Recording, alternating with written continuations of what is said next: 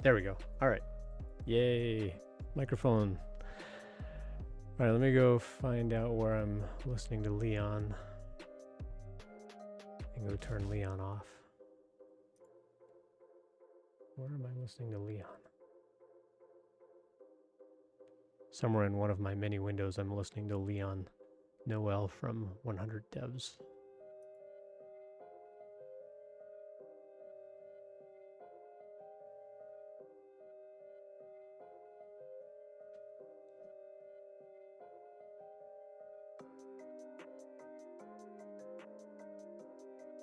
Shout out to Chris Perillo. Hello. All right, well, as soon as I figure out where that other audio is coming from, I will get that shut off. But why can't I find that window?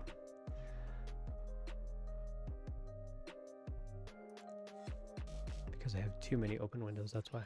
There we go. Found it. Google Chrome needs to make it much easier when you're like alt-tabbing through things for it to go like, this is the, the instance that's making noise. So you can go stop the noise. How's it going, everybody? I'm Ian Douglas. I'm the author of this website, techinterview.guide, and I appreciate you dropping by. Got the usual hooligans coming by. So hello to all of you. Hope you're doing well. Yeah, no real agenda for tonight. I kind of wanted to go through some other questions. So I'm going to pull up some questions that I haven't put over on Discord yet. But we'll go through some of these, and then I'll get them written into Discord and flagged and that sort of thing. So I figured I'd do that. But if you are dropping by chat, by all means, feel free to connect with me on LinkedIn. Here's my LinkedIn information. And I've also got a YouTube channel that you can go check out. All of my old Twitch streams end up on YouTube. So you can always swing by YouTube and go check those out. And let's see. I'm going to go get some questions that I was asked to answer. And we will pull these into here so that I can actually answer them. So I haven't looked at any of these before. So these are going to be really off the cuff kind of answers, but we'll see what we can get here. Looks like a handful of people retweeted that I went live. Hello. So good to see everybody in chat. Hope you're doing well. If you do have questions as I go, or if you've got commentary about the question that I'm currently answering, by all means, put that stuff in the chat. If you have other questions, you can ask those in chat. If you want to ask me something privately, you can use my LinkedIn profile. You can connect with me on LinkedIn and send me a message over there. Or you can send me a DM on Twitter. My DMs are always open. And I use the same username on Twitch that I do on LinkedIn and Twitter. So Ian Douglas 736. You can connect with me there. You can send me a direct message and I won't share your name. So if you don't want to ask something publicly, you can ask it privately. And I will ask it anonymously and say, hey, here's the next question. And just sort of present it that way. So if you've got questions about getting a job in the tech industry or just getting a job in general, I've been in the tech industry now for almost 26 years. I've done tons of professional interviewing, and I've got a lot of thoughts and perspectives on what the interview process is like. I sometimes go on little mini rants and raves on how the interview process could be better and more kind to people. Yeah, we will definitely answer your questions kind of as we go. Yeah, so we'll drop in. So there is a Hello 3PO bot that's sitting in chat now that you may notice. Chris Perillo dropped in and said hi. And because Chris hadn't been following me and then started following me and then dropped in the chat to say something, Hello 3PO is sending a notice saying like hello to Chris Perillo. And it's just keeping track of like who has chatted. And so the first time it sees somebody, it'll actually like say hello. Thanks for the chat. So hey Zooey, how's it going? So Zooey, you'll notice you've got a little icon next to your name now that says VIP because you are VIP. So yeah, much hearts and stuff like that to folks for coming by. Hey Sam KitKat, good to see you in chat as well. Zooey, how's the new job? Started the new job this week. Hope it's going great. Saw your message on LinkedIn that you had started, and so I'm looking forward to catching up with you and hearing more about the job and how it's going so far and all the Scrum Agile goodness that you're getting into at the job, doing Scrum Master kind of stuff. And I imagine you're going to be going through like a lot of Agile training and stuff like that, and like maybe like Scrum certifications and so on. So I'd be curious to hear a little bit more about what you got going on. I'm going to change up some of the lights here, get a little better contrast on that purple.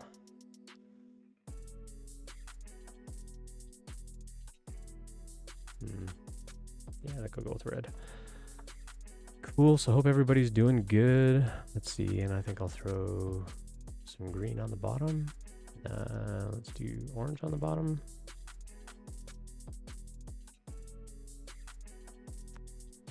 Blue on the bottom. Yeah, we'll do blue on the bottom. Cool. Try not to lose my mind, feeling overwhelmed, trying to keep it together. Yeah, the first amount of time, quantity of time on the new job, it does feel overwhelming. Do your best to stay organized. Write everything down. Write everything down. Even if you think you're going to remember it, write it down, because tomorrow you will forget it. And as much as possible, when you write things down, when you're starting a new job, the less likely you're going to have to go ask that question again next time. As long as you, at the end of the day, like reserve some time at the end of your day to go back and review your notes. I find that kind of thing really helpful. And I've had a couple of chats now with my manager about like, hey, there's been so much to do on the job. And she was really awesome to say like, hey, like I'm presenting all of the things that we as developer relations and developer advocates on the team will be doing at some point in some quantity, in some fashion. But it doesn't mean everybody has to do all those jobs all the time. And it's really just to kind of give you a sense of like, these are the responsibilities, and how much of those responsibilities you want to take on will depend on what you want to be working on. And so I've been kind of building up that Jukebox app that some of you have been kind of swinging by my work account that you can see in the text down here, Ian the Postman, if you want to go give that account a follow. I finished up a little bit more about the workshop that we're going to be doing for these live events. So I'm pretty excited to get that finished up and get the last little bit of that going with like a slide deck, and then actually going to run a test run with 2 of my coworkers, maybe 3, to show them like, here's how to build a chatbot and here's how to interact with the jukebox and all that kind of stuff. So it should be a lot of fun. Zooey says, it feels like I'm drinking from a fire hose. On my plate are Java, Spring Boot, C++, Kafka, Agile, AWS Cloud Practitioner certification. That's just a start. No big deal. You'll have that by Tuesday. I might have that list memorized by Tuesday. It does sound like a lot. But keep in mind, you have satisfied their interview process. You have waited patiently for this job, and they have chosen you. They believe in you. I believe in you. So all you need is for you to believe in you, and that you also need to believe that you don't have to know all those things by next Tuesday. They want you to know those things eventually. So take your time, be patient with yourself, give yourself some grace and some latitude to go learn those things, because that is a lot. Learning 2 brand new languages, a new framework. Kafka is like a pub sub. It's like an asynchronous sort of tool for like, you can publish messages and then multiple things can read those messages off the queue. Learning all about Agile, AWS Cloud Practitioners, it's a lot. That certification is quite a bit. Their exams are really intense. I actually got scared away from doing their exam. I was studying for like a month and a half, and I got looking at the exam requirements, and they're like, we want to see a picture of your desk. We want to see everything that you have access to, because we want to make sure you're not cheating on this exam. And I'm like, oh Lord, like that's intense. Like, I don't intend to cheat, but like, I can't have like a notebook with like notes written down. And they're like, nope, you have to have everything memorized to go through that exam. And I'm like, that's intense. So I actually got scared away from their exam process. But it was my goal for the year to get 3 certifications. So I need to get back on it, because I'm 4 months into the year and I haven't gotten any yet. So I really need to push myself. I need to buckle down and push myself and get the studying finished and actually go do the thing. So it'll happen. But yeah, we believe in you. We all believe in you. Your bosses, your managers, your teammates, they all believe in you, and they're there to support you. So you're also not doing it alone. So you can absolutely lean on them too. Even my tech lead says he keeps pushing that cart, so it makes sense. Yeah, it's a lot. It's a lot to take, when you're working full time and you have other responsibilities, you got other things that you want to be doing in your off hours, and you're like, oh, but I got to get that certification. Like it feels like an extra weight on top of things. But I would argue a little bit, not argue, but I might take a position or a stance of, if work is requiring you to get that, ask how much time you can take on the job to study for that, and see what they say. And just say like, hey, could I take like a half hour out of my day every day and just go over some notes and like go learn the things and whatever, just to have dedicated time to like focus on that stuff, and talk to other people at the office or remotely. Talk to other people on the team about what they know about AWS and how they use AWS, and kind of get their real world perspective, because the material that you study is all of the theoretical perfect sort of scenarios where you talk to somebody realistically and say, yeah, but how do you actually use AWS? It can give you a very different sort of take. Doesn't necessarily mean that what they tell you is going to be on the exam, but it might help you think of other scenarios and so on. So talk to people at work and see what they say about actually using AWS when it comes to like the practice of using AWS. But yeah, see if your work will allow you to, see if they'll allow you to spend some time studying. I think that'll be a big help for you. So cool. Let's see what else is going on. So Sam KitKat, hope you're doing good. Hadn't seen you in chat there for a little bit. What's new in your world, Sam? And who else was here? Tech Dinosaur, 3D Print Fan. Is Python Nate here too? Yeah, Python Nate's here. RX Code, I see RX Code in the chat. We love marbles, that's a cool name. Nintendo Switch XL, cool. Midsoon. Lots of interesting names in chat dropping by. So I'm Ian Douglas. I wrote up this website called techinterview.guide, and it's all about like how to go through the tech interview process. Didn't really have an agenda for tonight. Just kind of wanted to do sort of an open AMA Q&A kind of thing. So if you've got questions, commentary, topics that you want to discuss, feel free to drop stuff in chat. Sam KitKat says, I have my first interview next week, so very excited, equally nervous. That's awesome. Good for you. Good for you for getting that interview. So if you've tuned in on my stream before, if you listen to my stream, my advice is like study. But the night before the interview, don't study. Let your brain rest. You've already studied. You know everything that you're going to know. Rest your brain. Drink lots of water, hydrate, get as much sleep as you possibly can, even though the anxiety and the nerves are probably going to keep you awake. Do your best to get a good night's sleep. Get up maybe a little bit earlier than you might normally. Have a really good breakfast. Like treat yourself to like really, really nice breakfast. And then, if you feel like reviewing some notes. But in my experience, I can tell you this from school, from college, and from doing this on job interviews myself, staying up super late and trying to cram, and then trying to sleep, and then getting up in the morning and forgetting half of what you just crammed in your brain is even more anxiety inducing, at least for me. So for me, what I found is study a little bit every day. Don't cram, just study a little bit every day and get a really good night's sleep the night before. Hydrate, drink lots of water, like just plain water, like soda, coffee, tea. That's not water. Just drink plain old water, and then get a good night's sleep if you can. Like sleep as much as you can, but set your alarm like half an hour earlier, and then have like a really good breakfast. For me, that it puts me in a good mood. It puts me in a good place in the morning. I get up, I'm feeling a little more relaxed. I have time to like make a nice breakfast, and then like get ready for the interview from there. So time to spam hydrate on myself. I agree for sure. Cool. Well, good for you with that interview.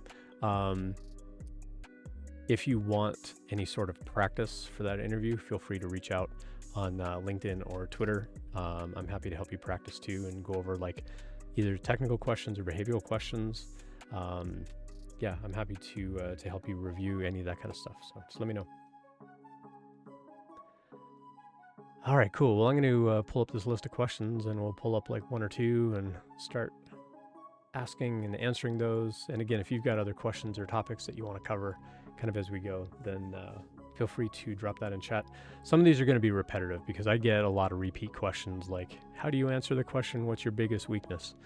Which is one of them on the list. It's like the first one on my list because that one tends to get voted up. So we'll address some of these again. My position on some of these questions don't often change. Sometimes they change, but usually my answers to these questions are kind of the same, or they're going to sound like they're, very much repeating myself. But I think some of it's worth repeating, especially if you're coming by and you're new to the stream and you haven't heard this advice before. Then maybe you can take away a little nugget, and hopefully it'll help you out. Zooey says in chat, definitely take time, or definitely take him up, or anyone with mock interviews. They're very helpful. Yeah, for sure. Slark Mask Replica, good to see you in chat. A hiring manager looking for juniors contacted me, and we had a talk for 30 minutes where he told me about the company and I introduced myself. He's going to contact me again to tell me if I move to a technical interview or not. That's cool. That's cool. Good for you for doing an intro. Those intro calls are pretty fun and pretty exciting.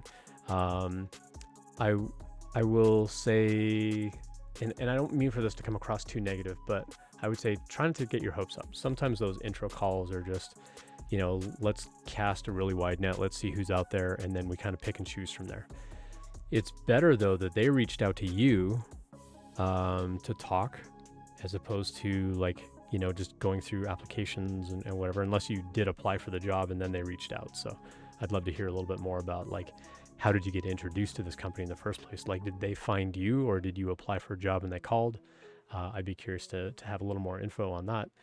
But it's awesome that they reached out. It means that however they found you, whatever that discoverability is, and you've heard me use that term on the stream in the past, whatever that discoverability was, that they found your contact info to get in touch with you, worked great. And it convinced them that you were somebody that was worth calling.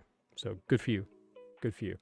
That's amazing that you got that first call. Whether it progresses beyond that, you at least got that first phone call and you've made an impression. I still have all these plans of I gotta build this and I gotta do this and I gotta finish writing all this stuff on the website yet. One of the things that I've been meaning to do is build a little flow chart of if you apply for a job, did you get a phone call back? If not, maybe go try these things. If you did get a phone call, then great.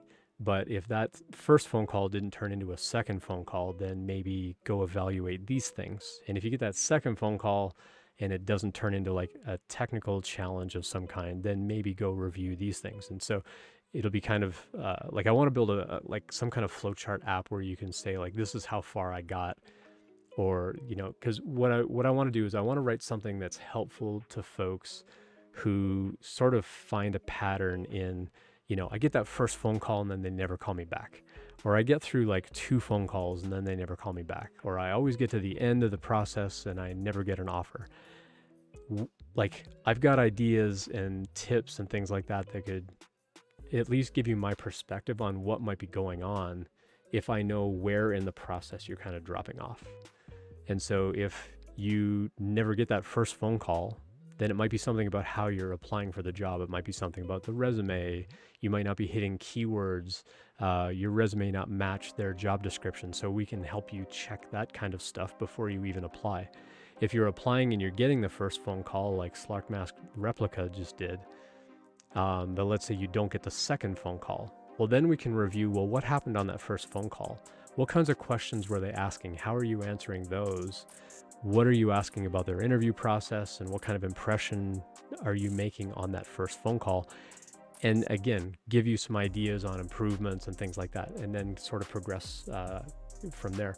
But without knowing a little bit more about where you kind of drop off in the process, it's harder to give more pointed advice and help on hey, here's some things that you can go read, here are some topics, here are some things to keep in mind for that next interview, and so on. But Slark Mask Replica kind of followed up in chat, said I applied. He said he liked the personal projects, he appreciated my enthusiasm and dedicated, but he's going to make a decision once he's finished seeing all the other candidates. So there's 3 other candidates to talk to.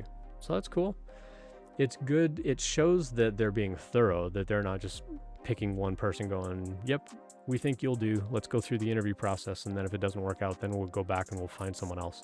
So that way, they're not like, leaving people hanging, waiting for those phone calls and things like that. Like, it sounds like they're looking at a whole batch of people at a time, and then they're going to start sort of narrowing down and filtering from there. So it's cool that they also gave you a little bit of feedback as well on like what they think you're doing well.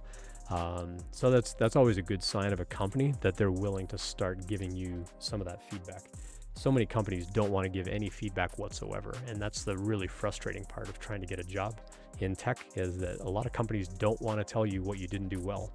They just want to tell you that you're not moving forward, and you have no idea why. So you have no idea what to improve. You have no idea how to get better.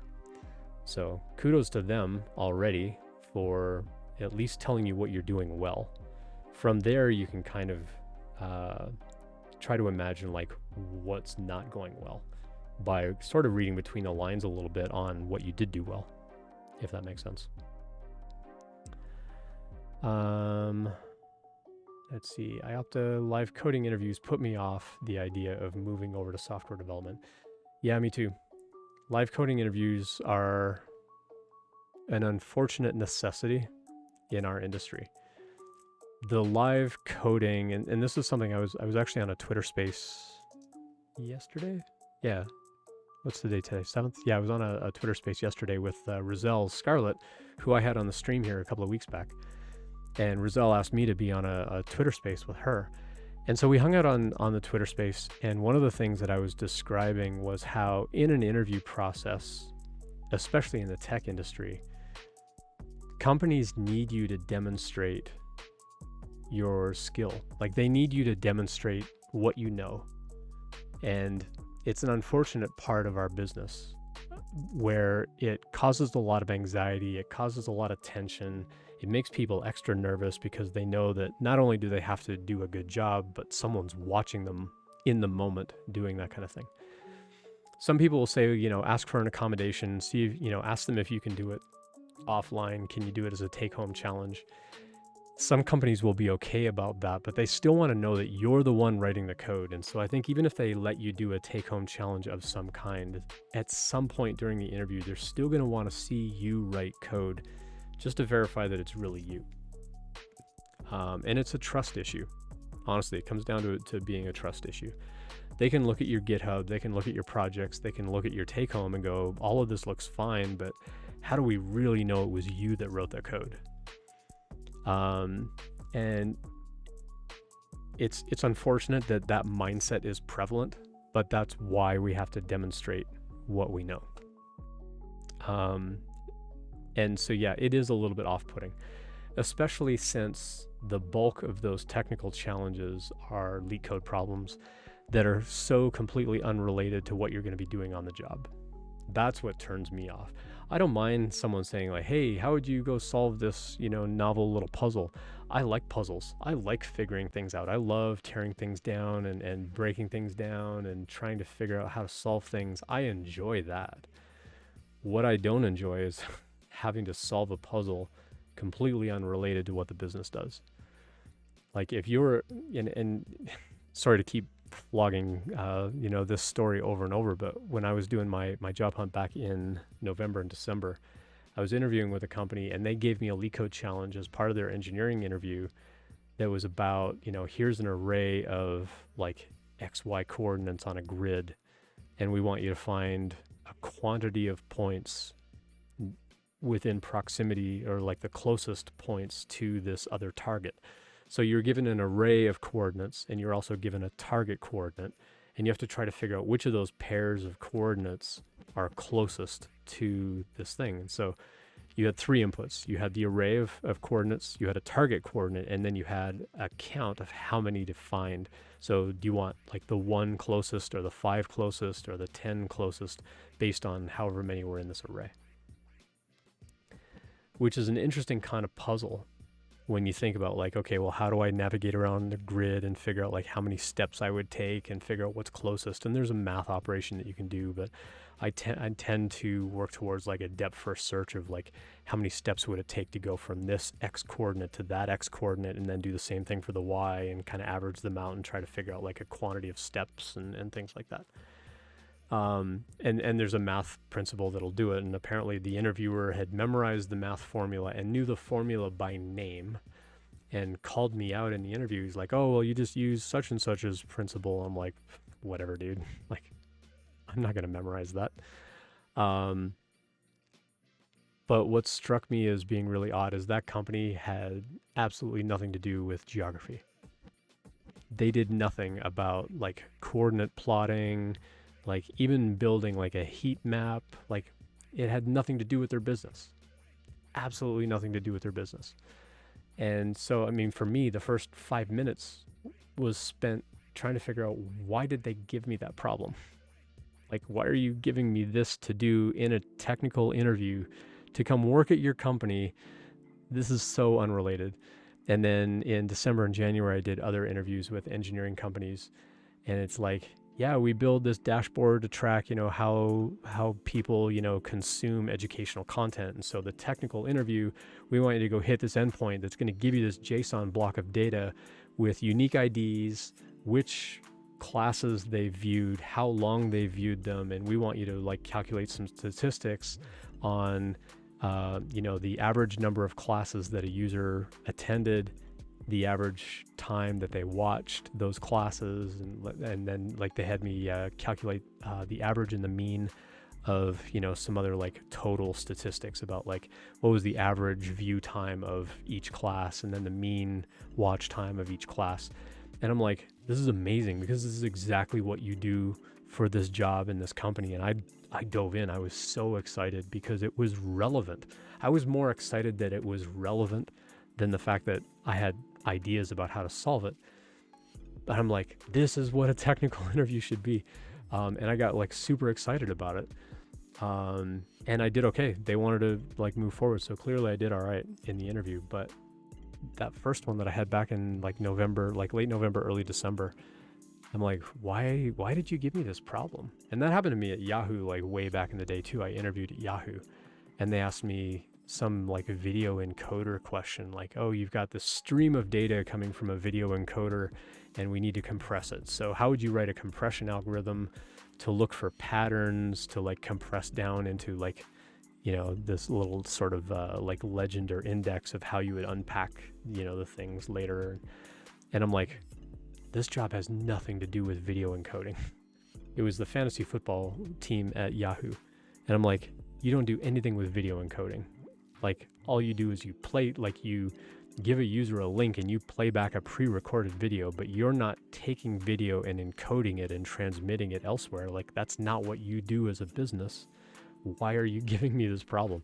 And again, mentally, I'm like struggling with, why am I doing this kind of problem for this company? Like, this is so unrelated. And that was 2006, 2005, 2006, somewhere in there. Like, this has been going on for years and years and years of people giving a technical challenge completely unrelated to what they do as a business. That's my beef. That's my biggest problem with the demonstration aspect of what we do as developers. You want to give me a puzzle that's related to what you do. You want me to like load up Python and the request library and go hit an API and like consume some data? Absolutely. Let me roll up my sleeves. I will absolutely get into that, because it's related to what you do as a business. It's like I get to demonstrate this is what my day-to-day skill set has prepared me for. But you give me a problem of like, yeah, go solve this depth first search as you like do a word search puzzle on a grid. It's like, you're like an ad company, or you're like a coupon clipping company. Like, you don't even do word search. Like, why am I doing this as a problem? Like, give me something relevant at least. BK the Awesome says in chat, that's the majority of interviews these days. Yep. They throw you some random LeetCode algo problems. Yep, exactly. And that's what drives me up the wall about that practice. Like, at least give me something relevant to what I'm doing on a day-to-day basis, and then I will happily demonstrate my skill in front of you. I still know some people that won't happily demonstrate their skill.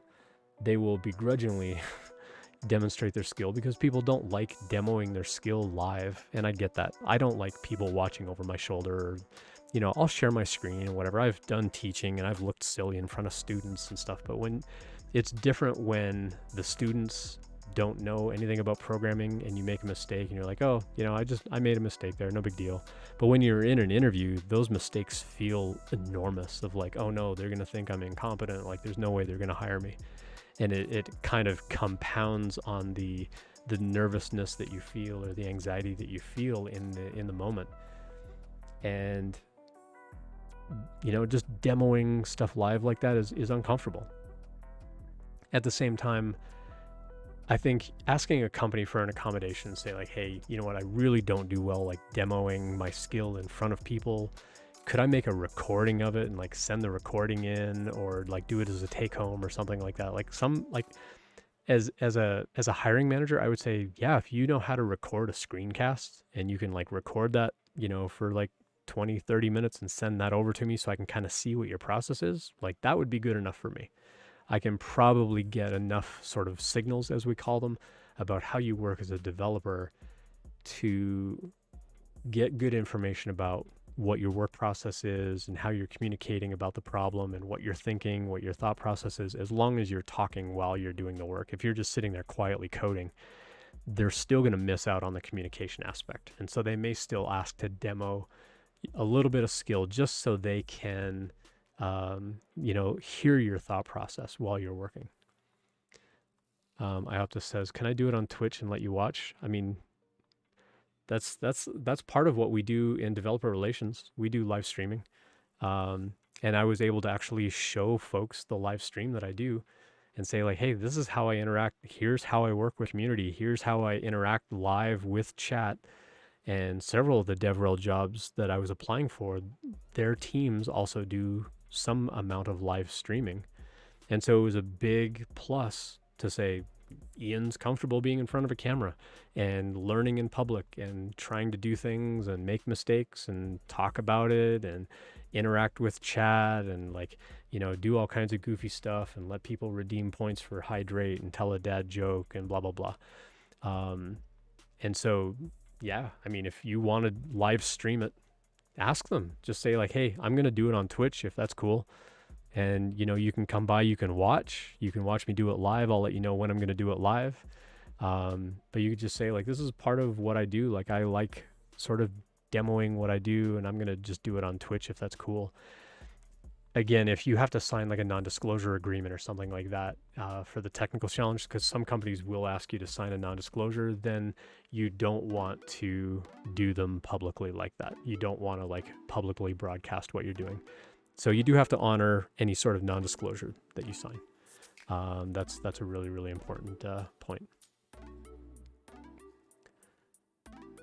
But yeah, that's the unfortunate part of having to demonstrate what we do. Is just the amount of nerves and everything that sort of come into play with that. But hopefully you'll I think with practice and with time, you don't get any less nervous, but you will feel a little more confident about, oh yeah, I've done this before. And that comes with practice. So it's something to keep in mind. Like, I still get nervous when people watch me code. But I've also been doing this long enough now that I'll live stream my coding and be like, yeah, all right, I made a dumb mistake. So does everybody. Nobody's a perfect coder. Nobody's going to sit down and code absolutely perfect, brilliant code the first time, every time. It doesn't happen.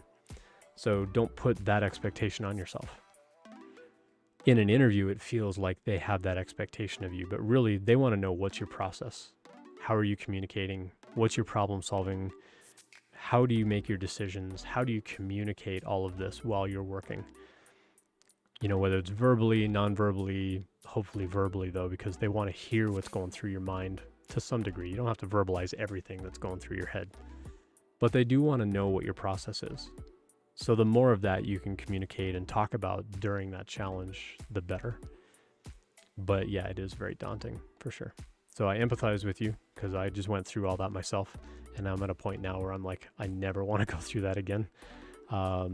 I really enjoy developer relations work, and there's still an amount of demonstration that I have to do when I interview for jobs in a DevRel kind of role, but it's more like show us how you do public speaking, show us how you put together a workshop or execute a workshop or teach a concept to people or, whatever. And so for a lot of my interviews where I had to go through and I had to like develop a little slide deck and give a little talk, some of them I was able to say like, hey, I already did a demo like that for this other company. Can I just reuse that instead of like coming up with a whole brand new one, and I'll just like go back over it again?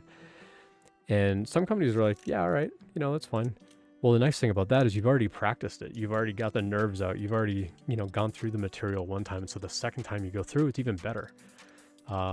So if the company will allow you to do that, then that can work out pretty well too. But I would say it really comes down to communication. Like just communicate with the company, like what your expectation is. I think candidates nowadays have a little more power because of, the whole Great Resignation thing. I think you probably have a little more power to say like, yeah, I'd really rather not do that. Is there any way that we can sort of collaborate on, doing it this way instead? Or just let the recruiter know like, hey, like, I know you probably have like a preset sort of interview schedule and like the steps that you go through, but this is how I interview best.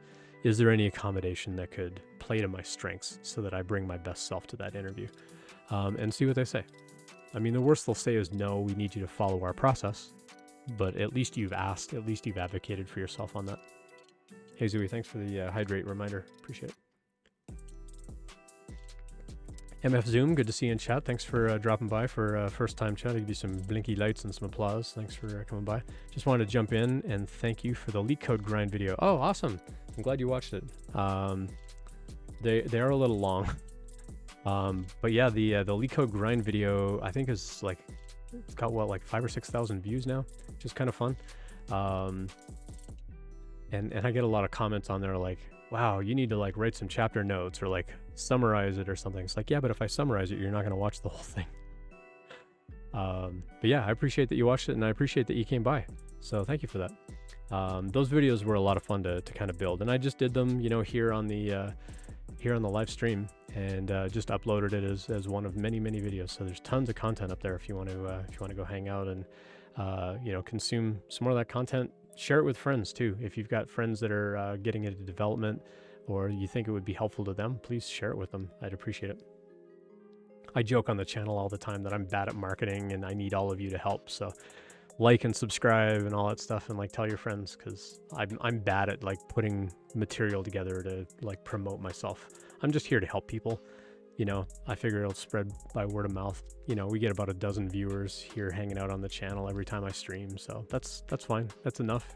Get some of the regulars coming by, and we get to kind of commiserate on stuff. But it's also nice too, because we occasionally do have a newcomer come by, like Sam KitKat, and say, this is my, this is something that I've got coming up, and other people in chat will also answer questions and kind of provide their perspectives and things like that too. And that's what I love about this, is we're kind of starting to build that community and that foundation of like helping other people that happen to wander by. That's what makes a great community. And so that's the kind of thing that I'm really excited about. It's not just, oh, here's Ian spouting that advice again, but if you've watched enough of my streams, I like having guests on here. I like hearing their perspectives, because I don't want to just be another white dude on the internet, offering advice and perspective. Like, I want to have people on my stream to hear their perspectives as well, because I think that that's really important. And so I love that so many of you hang out in chat. And so I actually went through this week and I actually tagged a bunch of you that hang out in chat all the time and gave you a little VIP flag. And so you'll actually see a little diamond next to Zooey's name now, because Zooey is a VIP. MF Zoom, appreciate the Prime subscription. Thank you so much.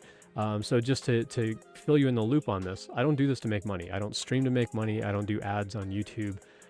Sometimes if you connect to Twitch for the first time, it'll make you watch an ad, but I don't take ad pauses or anything like that. I don't do this to make money. And any money that I do raise in 2022, I'm being very transparent about. I'm working on a new page on the website where I'm going to show like, here's how much money I've got coming in, And all of that money is going to go to coding schools and boot camps and programs that are specifically catering to diversity in tech. So I appreciate the subscription very much. I'm almost at that $100 threshold that Twitch is actually going to send me my first $100. Of course, that's going to get taxed, but I'm going to take that value as is, and I'm going to turn around and I'm going to donate that money. So I'm going to take that $100 as soon as it lands in my account. I'm going to immediately go find a group and donate. And I'm going to do that for any subscription money that comes in. You want to buy merchandise like the mugs and the desk mats and the t-shirts and all kind of stuff. Anything you buy, any profit I make on that stuff is getting tabulated, and it's going to be part of a table that I'm building for the website, just to be really transparent about the fact that I'm not doing this to make money. I'm just here to help people out. So I really appreciate the subscription. I do. But just know that $5 that I'm going to be getting from Prime is going to someone else, because I'm here to help people out. So I appreciate it. Thank you. Thank you for helping someone else is basically what I'm trying to say there. I'm bad at words sometimes, so thank you. Cool. Well, let's dive into some of these questions. Slark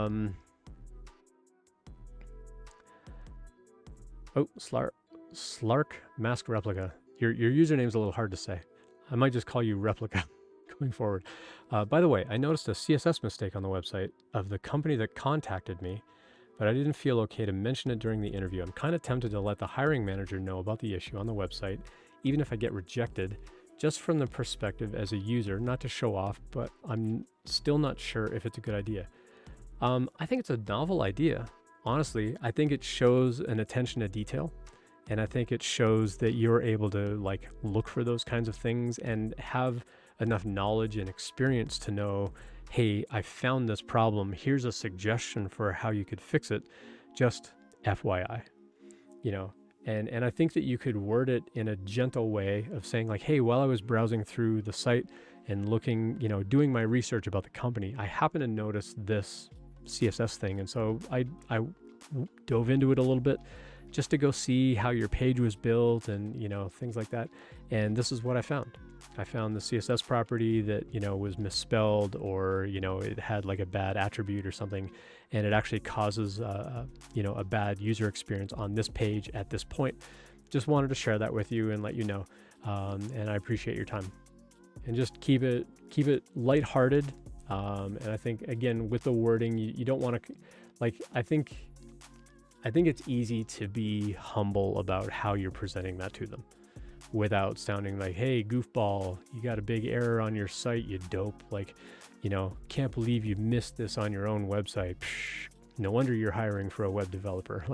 You don't have to be like that, right? But you can just say like, hey, while I was browsing the company site, doing research before while I was applying for the job, I happened to notice this. I just wanted to bring it to your attention in case you hadn't already seen it yourself. Here's how to find it. Here's how to reproduce the problem. I think any company is going to love that. It's probably not there intentionally for you to find, but the fact, again, showing them that you can find that kind of thing and you have an idea of how to fix it, I think will really stand out. So yeah, absolutely bring that to their attention. All right, so this one's a little bit controversial. And this one, I think we've talked about on the stream in the past, briefly. But basically this person is saying like, hey, job searching typically entails like many, many rounds of interviews, followed by, a waiting period of some kind. And it can end up being a really long process, like many rounds of interviews. You're meeting with a lot of people. You have to prepare a ton of stuff. Maybe you're writing some code. Maybe you're doing like a take-home assignment for some quantity of time. Should job seekers be paid for the interviews? From a company's perspective, and I talked about this on the last stream, I think on Sunday or last Thursday, I forget. But we were talking a little bit about the economics of what it actually costs to hire somebody. And it's in the tens of thousands of dollars. By the time you post the job by the time you plan for the role, spend time to kind of work out the job posting, get that reviewed and make sure it's thorough and like get it put online. And now you've got like tons of applications coming in. You're paying for, an applicant tracking system. You're paying for HR people. You're paying for an engineering manager to go through and screen those people. You're spending time on the phone or writing emails to actually communicate with them. You're actually doing interviews. You're taking engineers off of their projects to go do interviews. It's expensive. You're looking at tens of thousands of dollars to hire somebody. And I think I said on the last stream that that's a big reason why a lot of companies offer some sort of financial bonus or benefit to, like, hey, if you know somebody that would be a good fit for this job, before we post it publicly, if you know somebody, send them our way so that we can talk to them first. Companies love internal referrals because it shows that you're loyal enough to the company that you're willing to recommend the company to someone else that you know. But they're also willing to give you some of that chunk of money if it'll save them that bigger chunk of money.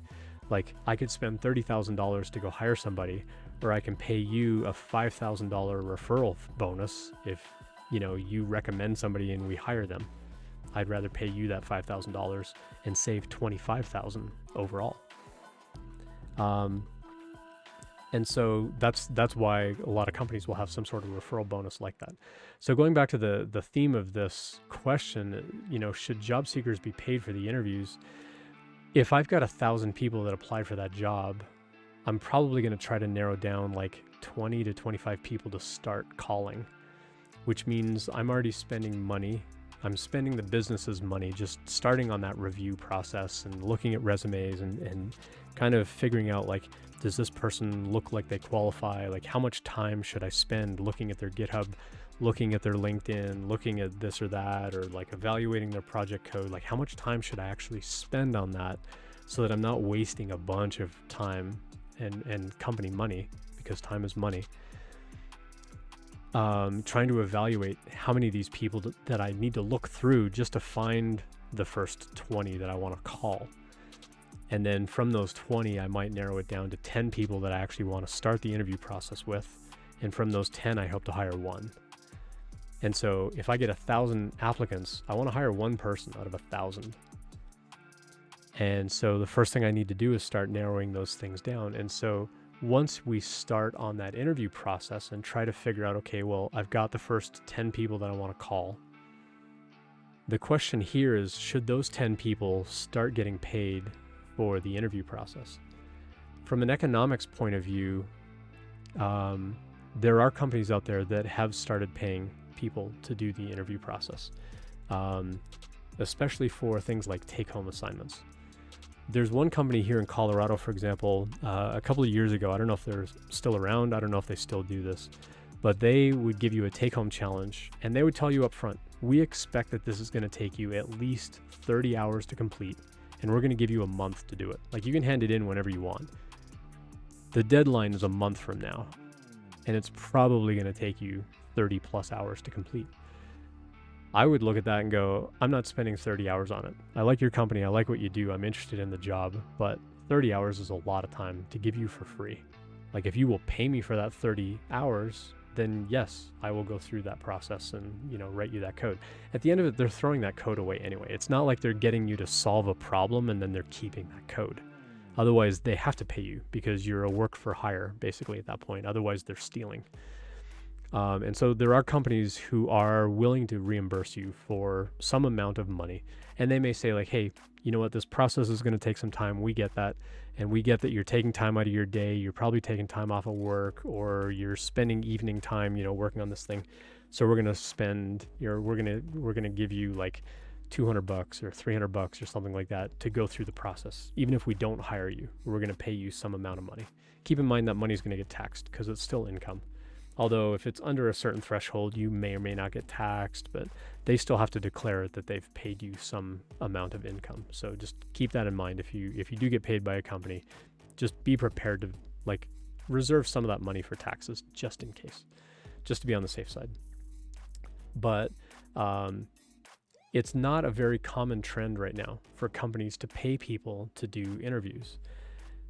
Again, going back to the company economics, if I'm already spending $30,000 to hire somebody and I've got 10 people to interview and I've got to pay each of those 10 people $200 or $300 or whatever, that's another several $1,000s that I've got to pay out to hopefully still hire one of those people.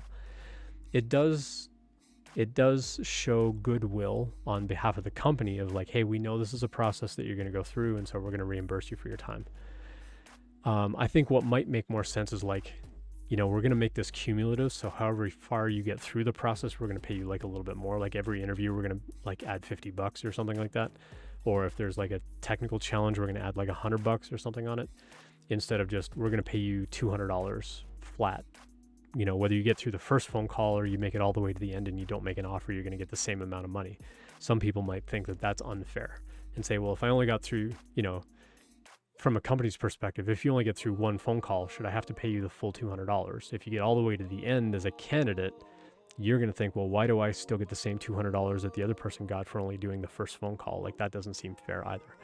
So there might be a balance in there. But again, it's not a very common thing. You can talk to a company about it and say, hey, tell me about let me back up. The first phone call that you have with a company, you should always ask them what their interview process is. Like, what is the process? How many interviews am I looking at? How many conversations am I going to be having? How many total hours is this, whole process going to take? Because I'm really interested, but I'm just curious what my time investment's going to be, because maybe I've got to like have another doctor's appointment, or I've got another dentist appointment that I need to go offline for, I've got to make excuses to make time to do these interviews on, while it's still kind of working hours for your team. So I've got to take that time off during the day. Is there a possibility for reimbursement for taking that time off? The worst they'll say is no. The best they'll say is like, yeah, let's talk about like what it would take or how many steps or whatever. And so I think once you know how many steps there are, how many interviews you're going to go through, how many hours it's going to take, what kind of preparation you're going to have to put in there, I think once you have all of that information, then you could try negotiating with them right off the bat and say, hey, thanks for sharing all of that. It sounds like I'm going to be doing like 6 to 8 hours worth of interviews. The take-home assignment's probably going to take me 10 to 20 hours. This whole thing is going to take X amount of time. Does your company reimburse candidates for spending that kind of time to get through the process? And if not, if they say, well, no, we don't really do that as a practice, then you could just put it back on them and say, is that something that your company would consider doing? Because you're asking for a big time investment for me just to go through the interview process, where I've still got a pretty strong chance of not being selected, and yet I'm still putting in all this prep time and have nothing to show for it. So you can ask. The worst they'll say is no. But we are seeing more companies doing it, reimbursing candidates, because of the fact that, with the whole, resignation thing and turnover in tech and things like that, there are a lot of people who are changing jobs. And so I think companies are starting to be a little more aggressive about what it's going to take to hire people. I don't know that trend is going to last forever, though. So there may come a point where suddenly, the companies have a little more, not power, but a little more say, I guess, in what the process is going to be, and like salaries and things like that may not grow as aggressively as they have over the past year and a half. But in the meantime, ask. You never know. Like I said, the worst they're going to say is no. So I would always ask. You never know what they'll say.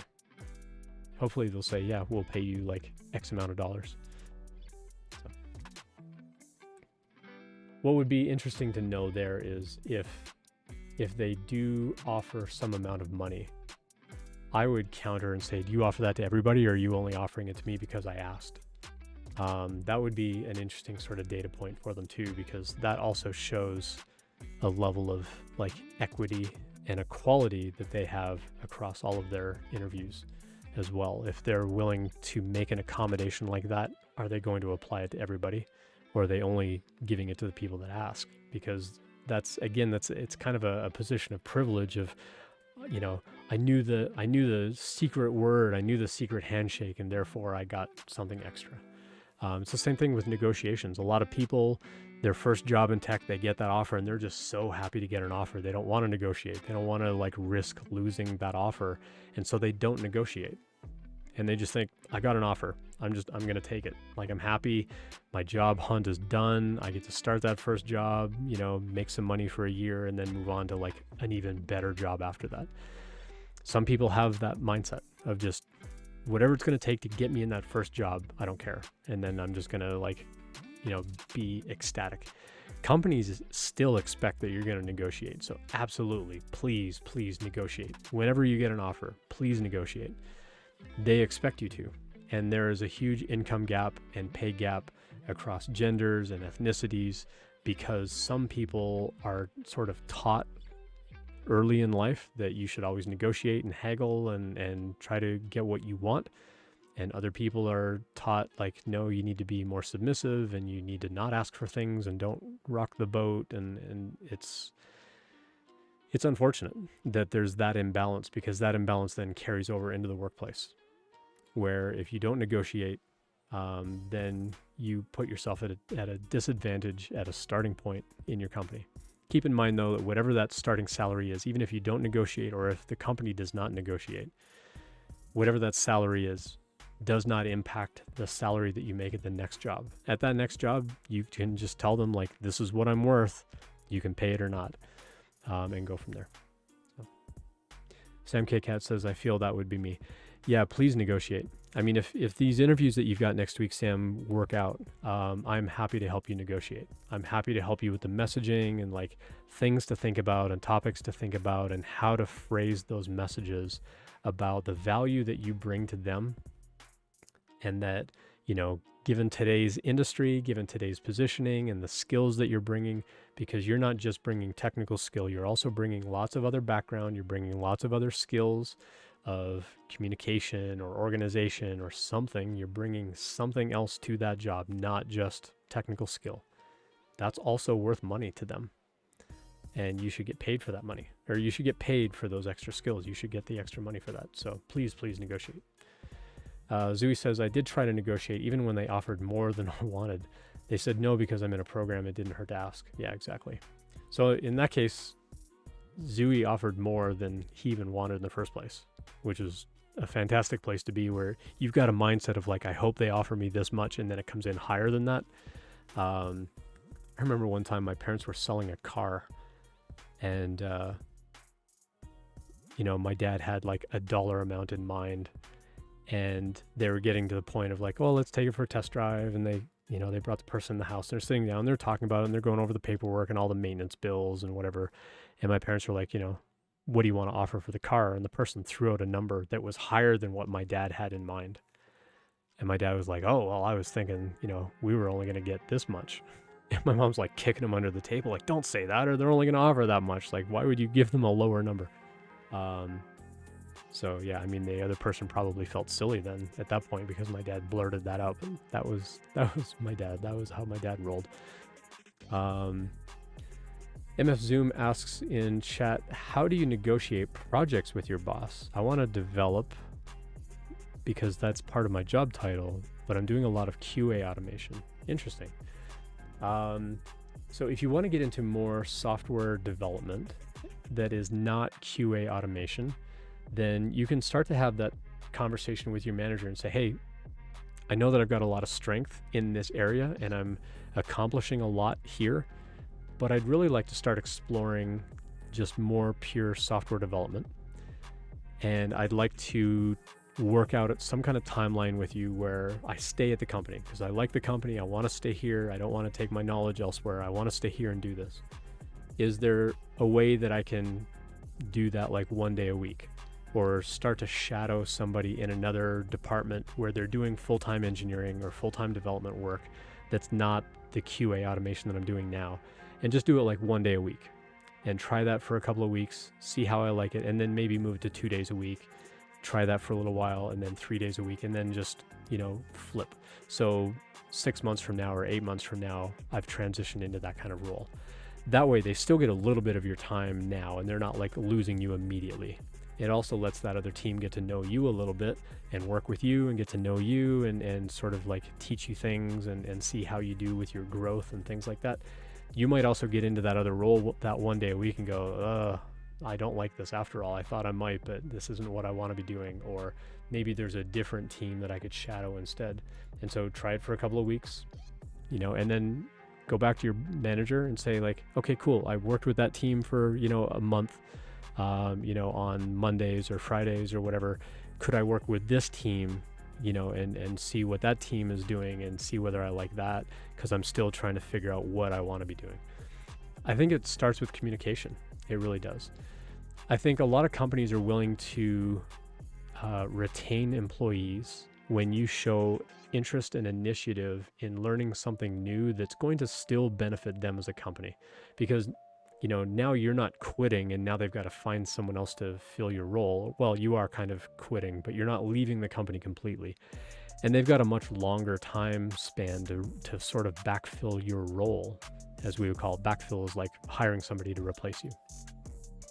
So they've got time to do that. It's not like you're quitting like next Friday is your last day. And it's like, shoot, now I got to scramble and like get a job post out there and start interviewing. And now we're going to have a gap on the team for several weeks while we're interviewing to try to get somebody in to fill your role.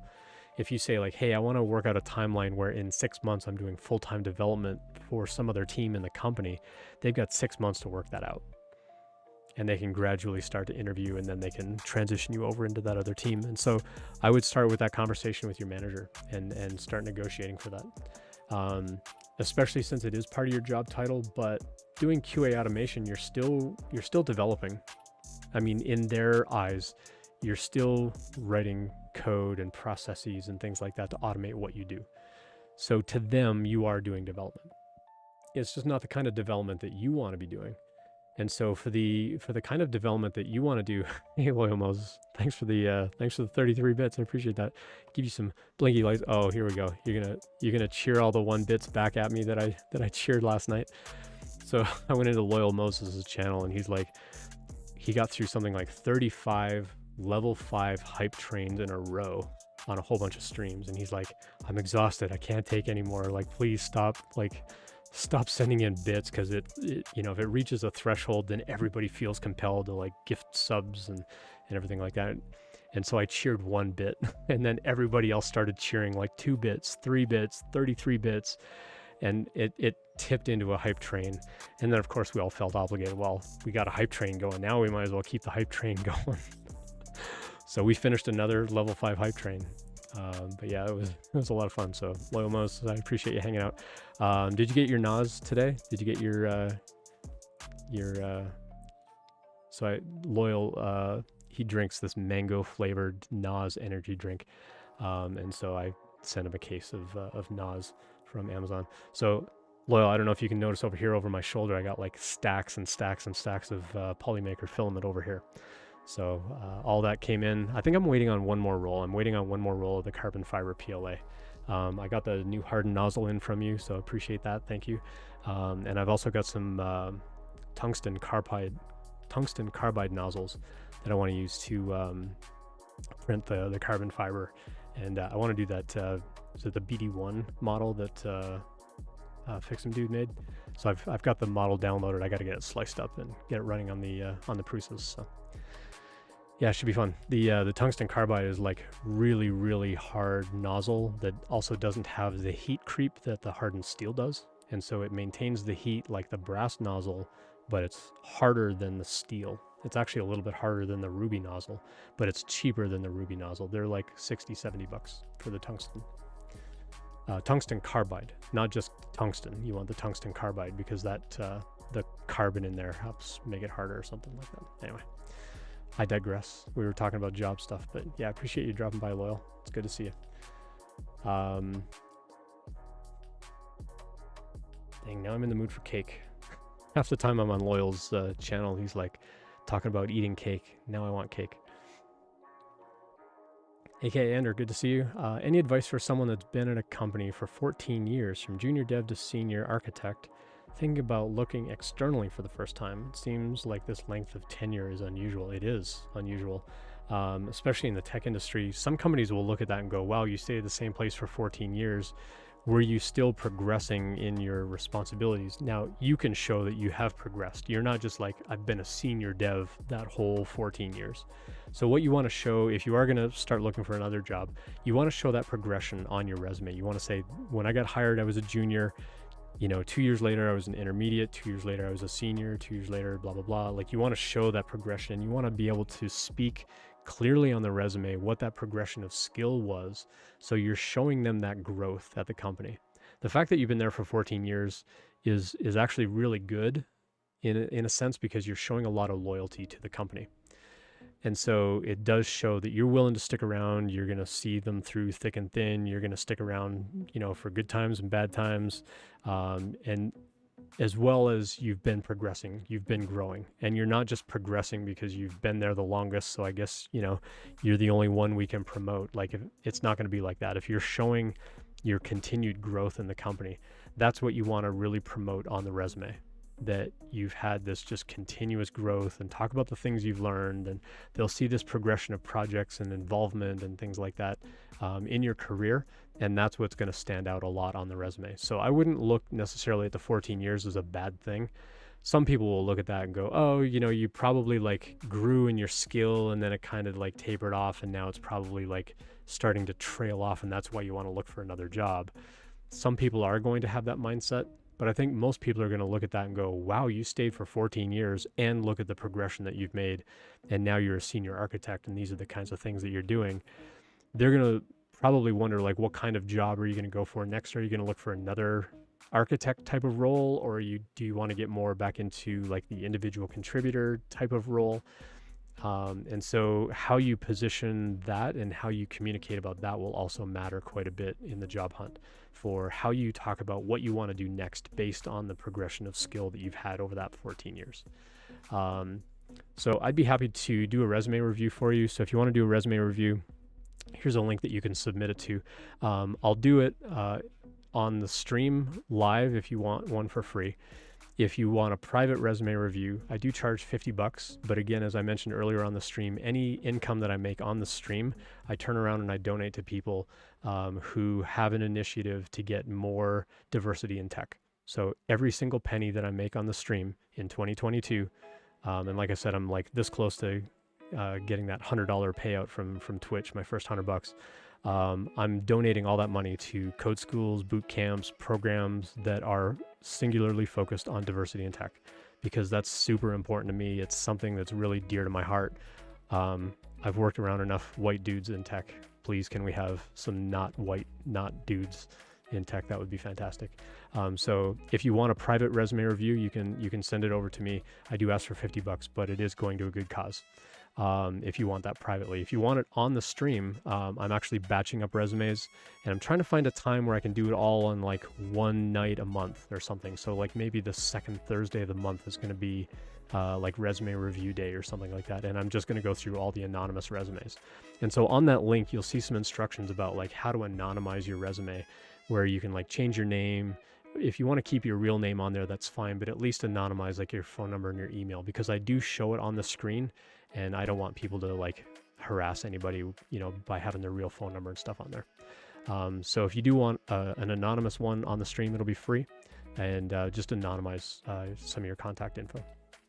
And I'd be happy to kind of take a look at that and give you my thoughts on what I think of it, what kind of impression it gives, and then we can talk a little bit about, how to communicate what that effectiveness is of that progress over time. AK Ender says, I may take you up on that. I've been watching your resume tips on Sundays, and you stress short, concise resumes. I'm finding it difficult to put 14 years into 2 pages. I hear you. I had a 26-page resume. I got it down to 2 pages. And the big thing that I talk about on the, that whole thing of like, make a really big resume, but then trim it back down, is you want to show just the value that that company cares about when you're applying for their job. So if you've worked in a bunch of languages and a bunch of technologies that this other company where you're applying for a job that they don't use, you don't have to put that other stuff on your resume. Like, let's say you've done like AWS and Kafka, and, you've written code in C#. Well, if this company does like C++, then yeah, put C# on there. It's probably close enough. But if they don't do anything with AWS or anything with Kafka or anything, some of the big architecture kind of stuff that you've been involved in, you don't have to put that on the resume. If you need to fill up room on the resume, you can keep it on there. But don't put it on there just to show like, these are all the things I've done. The resume is really just showing them, this is the value that I bring to you. These are the things that I know you care about, and these are the skills that I have that you care about. That's how you look like the best candidate for the job. is showing the value, the direct and immediate value that you bring to them. And so I always cringe when I see these resumes that are like wall-to-wall text, like top to bottom margin, left to right margin. It's just text all over the page. It's like, how am I going to find anything on this? Like, you're literally telling me absolutely everything that you've ever done, and that's not helpful to me. I want to know, do you have the skill that I'm trying to hire for this job? I need to find that in a hurry. And the best way to do that is to trim away everything else and just show me that you have those skills that I'm looking for. That's the fastest way to get me on the phone.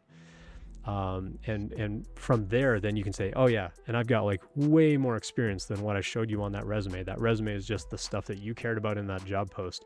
I can send you like a full list of everything, or you can go check out everything on my LinkedIn. I actually have that on my resume.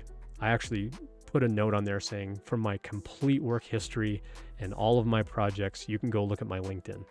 I exported my LinkedIn profile in their resume format one time, and it was like 8 pages long because I put everything on LinkedIn. But when I make a resume to submit, it's 2 pages. And that first page is the most relevant stuff. The second page is stuff that I care about, that I think they should know about. But that first page, so if all they take away is page 1, it is the most relevant stuff that they need to see about me applying for that job. So that's kind of my nutshell kind of advice on putting a resume together. Make a giant resume with absolutely everything on it, but then trim it back down to just what they care about for that job. Make a copy of it, trim it down, and now you've got a personalized resume just for them. You want to go apply for another job, you start back on that really big resume and you trim it down, you make a copy for them. That's the best way to kind of keep track of like, which resume did I send to which company?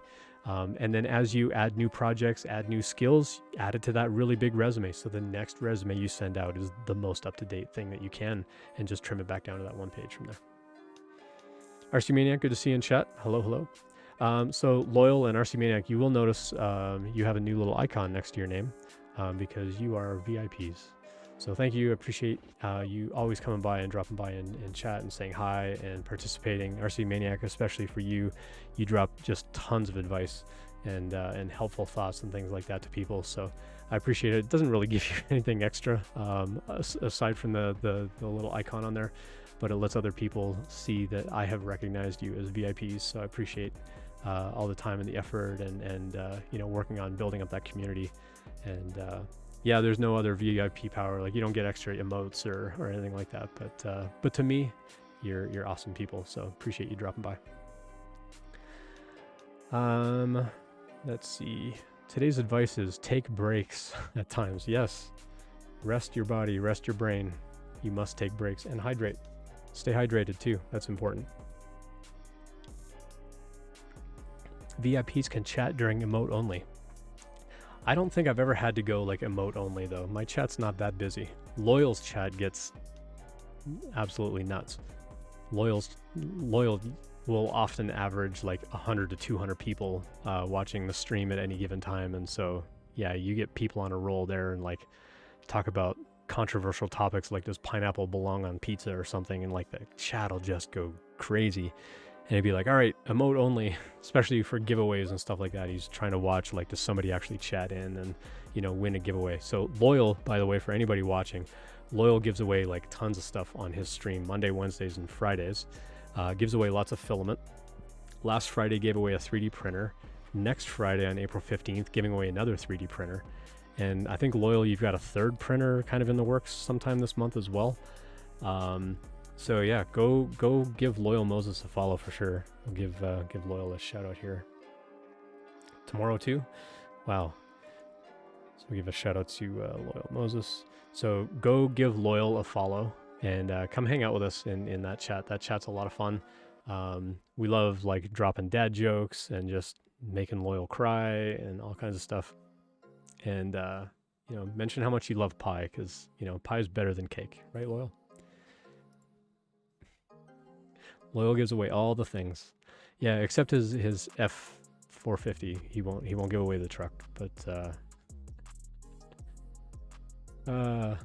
Loyal's great. I love being part of Loyal's community. Loyal's community is really fantastic. It is full of like really fun and kind people that are just super excited to get people involved in 3D printing and just rally around things like, towards the end of last year, Loyal coordinated with a whole bunch of 3D designers to 3D print little models of like farm toys, and then like ship them around the world for free to families that wanted them. And so as a 3D printing community, we all rallied together and we were printing just hundreds and hundreds of these things, sending them to Loyal and his family. And so he was getting like boxes and boxes of these things, and he was like unpacking them on stream and then showing us like, this is how we box everything up, and then we ship them out. He was like tweeting tons of pictures, and it felt so good to be involved in something like that. And then the community just took off from there. So Loyal's only been streaming for like 5 months and change, and already made partner on Twitch. Like, that's how engaged his community is, and it's constantly growing, and it's amazing to be a part of. So I love hanging out on Loyal's stream. So go give Loyal a follow, and if you want a 3D printer, he's giving one away tomorrow. So as well as filament, I got like stacks on stacks of Polymaker filament over here. I got something like 15 spools or something in the last couple of weeks, so I got to go through and sort it all. I got a giant cabinet over here. I got to clean out some old filaments and stuff like that. So good times. Cool. Well, we kind of got off topic of job stuff, but yeah, if you got other questions about interview related things or job related things, actually, Loyal, since you're here, we've been kind of covering different aspects and elements of working in the tech industry over time. We've had people that were working in QA, people that got into data engineering, people that got into like sales engineering, people that got into developer relations like I do now. One group of people that we've never had on the stream are people that deal with information security. And I know that that's your background. If you'd ever be interested in being a guest on the stream sometime, I'd love to have you on the stream on a Thursday night, because my other stream is on a Sunday morning, and I imagine that's not going to work out very well for timing of you and your family.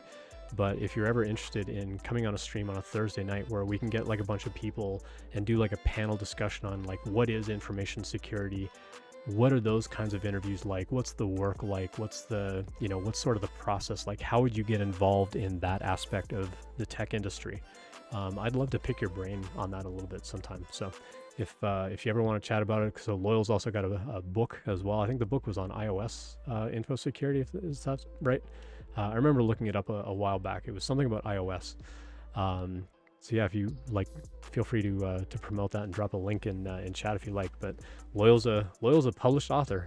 But yeah, I'd love to have a bunch of people about just chat about like what's InfoSec or DevSec or DevSecOps. Like, there's all these different sorts of names and phrases and stuff that people give to it, that I think just demystifying that a little bit, I think would be a good topic to cover. So maybe we'll aim for something like in May or June or something like that, because I'll need some time to like get some other people together and kind of coordinate on the time. So if you're up for that, maybe like late May, like maybe before Memorial Day or after Memorial Day in June or something like that, we can coordinate on time. That'd be cool. That iOS book is out of date. Yeah, anytime you publish a book though, like the minute it hits the shelf, it's almost out of date, because stuff in tech moves so fast. That's why when I built up this website, techinterview.guide, I thought about self-publishing an actual book that you could get. And when I was first kind of conceiving of the content that I wanted to build, I was going to call the book My First Interview, where it was going to be a book that you could actually like flip over and read either way. So imagine that my little notebook here was like the printed copy.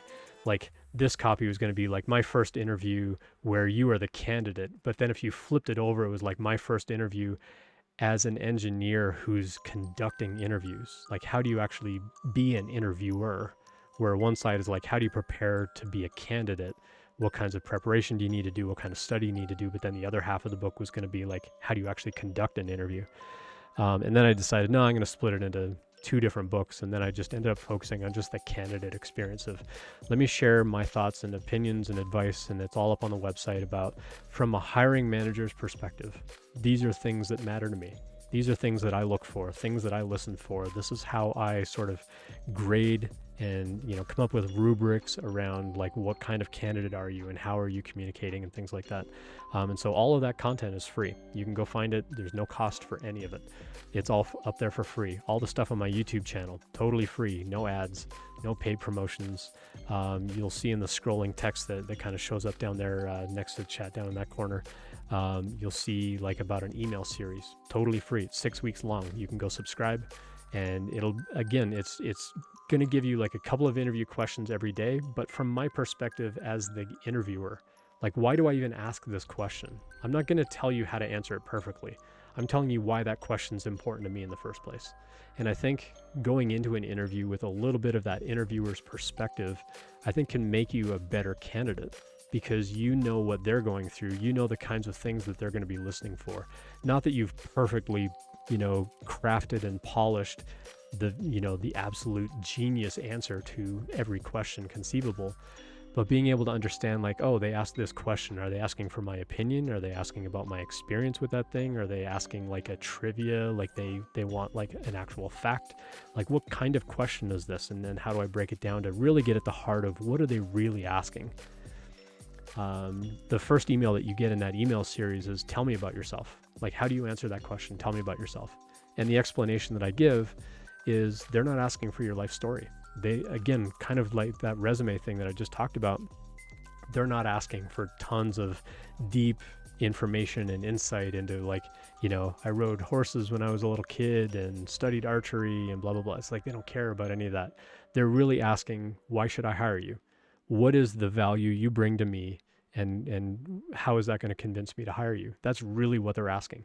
And so that's what I unpack in that email series, is what are they really getting at? Like, what do they really want to know? And then from there, you can kind of figure out how you want to answer that question yourself. But I just give you my perspective about like why I'm asking that question in the first place. So it was a lot of really fun content to build up. I am changing some of the content over the next couple of months, but you can certainly go subscribe, and you can reply to any of those emails. It gets you right to my inbox. And when the series is over, it automatically unsubscribes you, because I don't care to hang on to that information. I'm not going to be a security concern, by hanging on to that kind of info.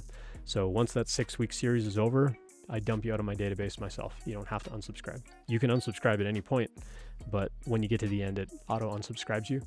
And there's no ads, there's no promos, nothing like that, other than like, hey, go read my website and, click a link to join the live stream from time to time. So, let me get caught up on chat here. Kind of rambled on there for a little bit.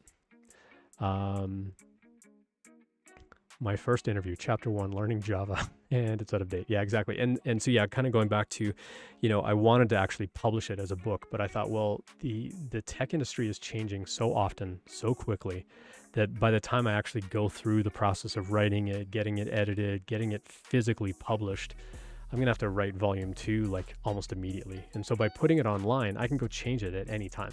I can just go publish all new HTML files and push it up, and it's live. And actually have a change log on there, so you can actually go see like what I've changed and when over time and things like that. So yeah, I didn't want the content to get stale, even though it's been sitting there for a couple of years. Some of it does need a bit of a rehash, but that's on me, to go through and update some of that stuff. But I didn't want it in a way that, you had to go physically buy a book.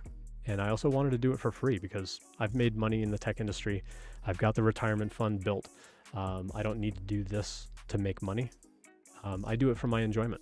I do it because, I get a lot of fulfillment out of helping other people out. And I don't need to make money doing it. So that's why I do what I do.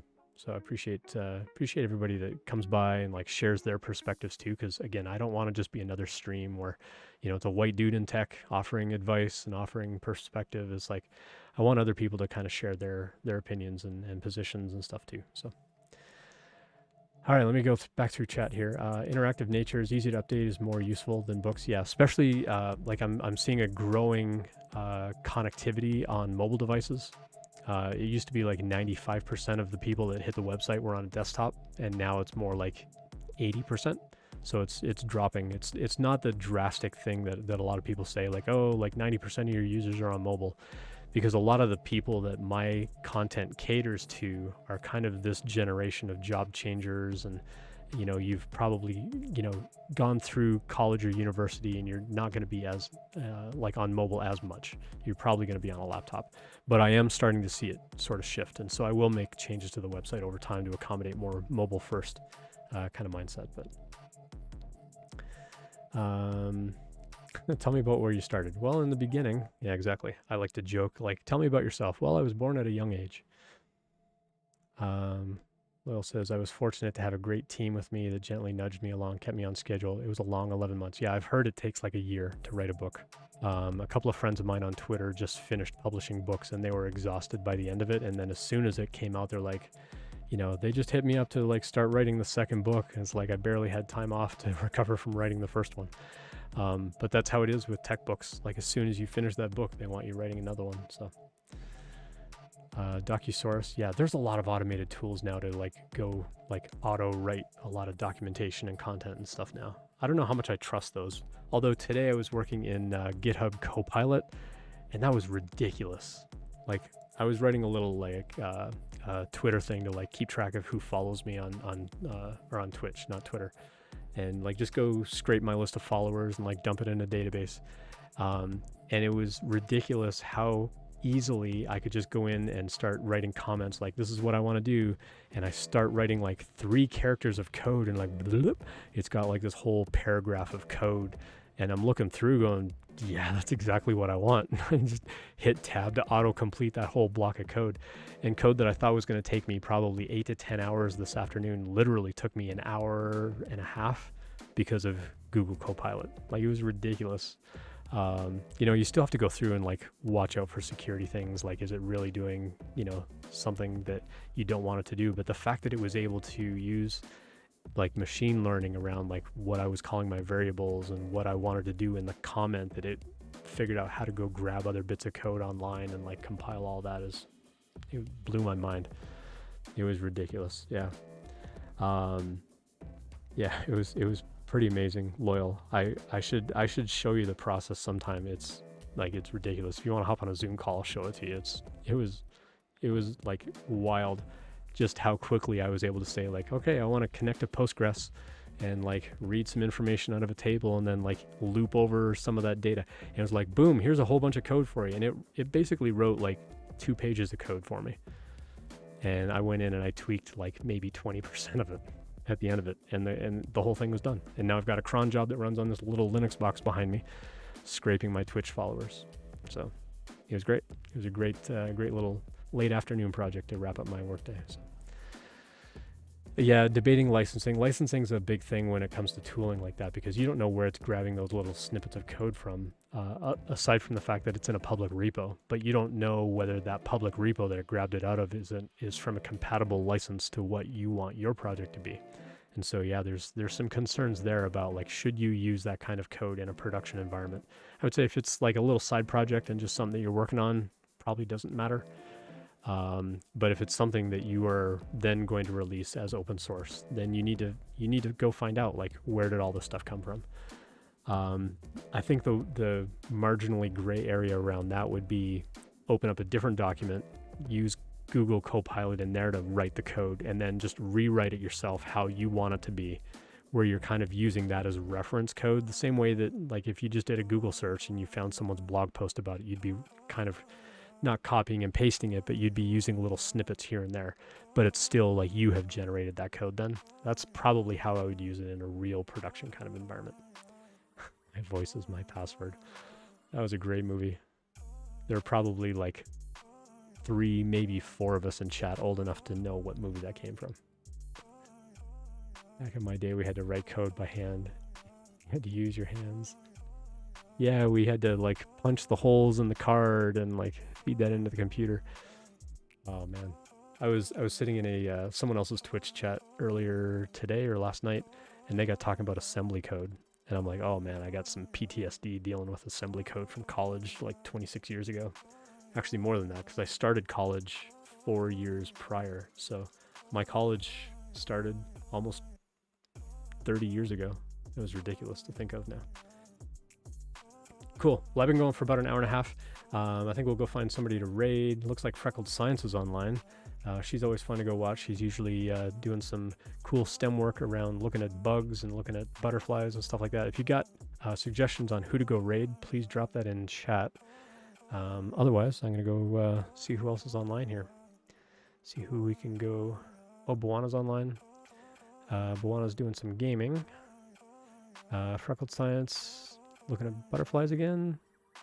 Looks like she got her microscope set up. Oh, she got her Mark III reassembled and back on her desk.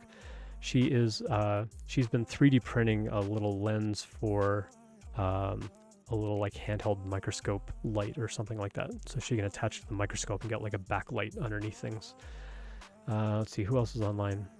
Lots of makers on tonight. Big Jano's online, Sith Lord's online, Sith Lord Brit. Finite Singularity. Let's go raid them. We haven't raided them in a while.